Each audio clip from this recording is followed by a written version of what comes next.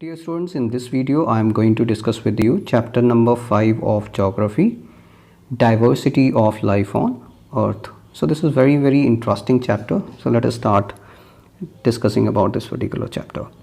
So as you know, the part of the earth in which living organisms are found is called the biosphere. So we have already discussed about this biosphere, the life supporting unit or the life supporting sphere where the life is possible. So life is found on land, in water and in air, but only up to a few kilometers above and below the surface of the earth. तो हर जगह life जो है available नहीं है, बहुत एक narrow zone है यहाँ पे आपको लाइफ दिखाई देती है.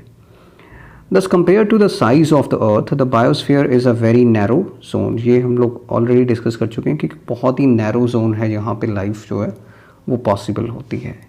Yet it has to be a great variety of living things, from microscopic bacteria to huge trees and animals. Scientists have identified about 1.7 million organisms and there are millions to be discovered. फिर भी हम लोग देखते हैं कि इस narrow zone में भी बहुत सारे ऑर्गेनिजम्स हमें दिखाई देते हैं. नंबर इनका अप्रॉक्सीमेटली हम लोग देख सकते हैं 1.7 मिलियन है और अभी भी बहुत सारे इस तरह के स्पीशीज़ हैं जो हमें ढूंढने हैं. This great variety of life is called the biological diversity और बायोडाइवर्सिटी. तो बायोडाइवर्सिटी का मतलब ये है कि we have in number of और numerous species of on earth, जिस वजह से उनकी एक बहुत ज़्यादा डाइवर्सिटी हमें दिखाई देती है और इसी को ही बायोडाइवर्सिटी कहा जाता है. The diversity of life found in an area depends on many things, including its climate and vegetation. तो किस तरह की आपकी डाइवर्सिटी होगी वो इस चीज़ पे डिपेंड करती है कि आपके एरिया में क्लाइमेट एंड वेजिटेशन किस तरह का है. कोल्ड क्लाइमेट है, हॉट क्लाइमेट है, किस तरह की कंडीशंस होंगी उसी तरह की ही, और वेजिटेशन जिस तरह की होगी ऑलमोस्ट उसी तरह की ही हम लोग देखते हैं स्पीशीज़ भी होते हैं. Dense tropical forests, for example, are home to a great variety of living organisms. We say that they are areas of great biodiversity. हम लोग देखते हैं कि वो एरियाज जिनमें ट्रॉपिकल रीजन्स होते हैं उनमें ग्रेट वैरायटी ऑफ ऑर्गेनिजम्स हमें दिखाई देती है. तो if you went there to South India particularly, तो वहाँ पे आपको वैरायटी ऑफ डाइवर्सिटी या वैरायटी ऑफ एनिमल्स जो हैं वो ज़्यादा दिखाई देंगे compared to the temperate regions or cold regions. In general, warm and humid regions support a great variety of life. So biodiversity in greatest in the tropical region and is decreases towards poles. वही मैं कह रहा हूँ कि जो जैसे जैसे आप वो एरियाज जिनमें ज़्यादा सर्दी पड़ती है उन एरियाज़ की तरफ जाएंगे तो डाइवर्सिटी कम होती चली जाएगी.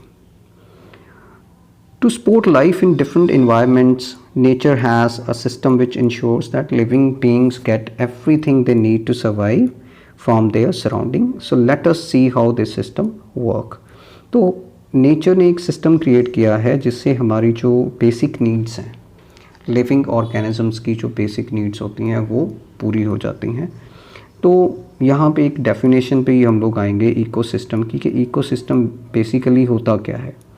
So ecosystem is basically a life supporting unit. This one is the definition of ecosystem. A life supporting unit in nature in which living things are dependent on each other and the environment is called the ecosystem. तो आप उसी conditions में ही survive कर सकते हैं जो ख़ास तरह की कुछ इन्वायरमेंटल कंडीशंस है. जैसे फ़िश है फॉर एग्जांपल, हम लोग देखते हैं तो फ़िश के लिए फूड तो चाहिए उसको, लेकिन कुछ स्पेशल लिविंग कंडीशंस भी उसको चाहिए. अगर वाटर अवेलेबल नहीं है और खाने के लिए फूड अवेलेबल है तो भी जो फ़िश है वो सर्वाइव नहीं कर पाएगी. तो इसी तरह से बहुत सारे एनिमल्स होते हैं जो उनको खाने के लिए भी कुछ आइटम्स चाहिए और उसके साथ साथ उनको एक पर्टिकुलर टाइप का इन्वायरमेंट भी चाहिए, तभी वो सर्वाइव कर सकते हैं उन कंडीशंस में. Clear. So there are many types of ecosystem. Ecosystem एक तरह का नहीं होता, अलग अलग एरियाज़ में अलग अलग तरह का इकोसिस्टम होगा. ट्रॉपिकल एरियाज़ में वो अलग तरह का होगा, डेजर्ट रीजन है उनमें अलग तरह का होगा. जिस तरह की इन्वायरमेंटल कंडीशंस होंगी, क्लाइमेटिक कंडीशंस होंगी, आपका इकोसिस्टम भी उसी तरह का होगा और उसी तरह के ही आपके एनिमल्स होंगे। तो ये डिस्कशन इसमें दी गई है। नेक्स्ट हम लोग आते हैं नेचुरल वेजिटेशन पे। नेचुरल वेजिटेशन क्या होती है? The plants that grow naturally in an area without human interference comprise the natural vegetation. Natural vegetation का मतलब ये है कि वो प्लांट्स जो खुद और नेचुरल तरीके से ग्रो हो गए, उसमें ह्यूमन बींग्स का कोई बहुत बड़ा रोल उन्होंने प्ले नहीं किया, तो इसको हम लोग कहते हैं natural vegetation.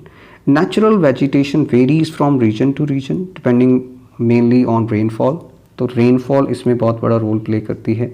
Based on the types of natural vegetation the large areas of land are classified as forest, grasslands and desert. तो जिस जिस तरह की ही हम लोग देखते हैं नेचुरल वेजिटेशन है, और नेचुरल वेजिटेशन नेचुरल कंडीशंस पे भी डिपेंड करती है। तो इस चैप्टर में बेसिकली हम लोग दो रीजन्स के बारे में डिस्कस करेंगे। एक तो फॉरेस्ट है और दूसरा ग्रासलैंड्स है।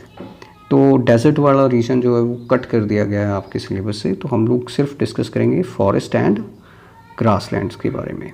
तो चलिए नेक्स्ट जो वीडियो है उसमें हम लोग स्टार्ट करेंगे फॉरेस्ट के बारे में, और उससे जो नेक्स्ट वीडियो होगी उसमें हम लोग डिस्कस करेंगे ग्रासलैंड्स के बारे में। So will see you in the next video.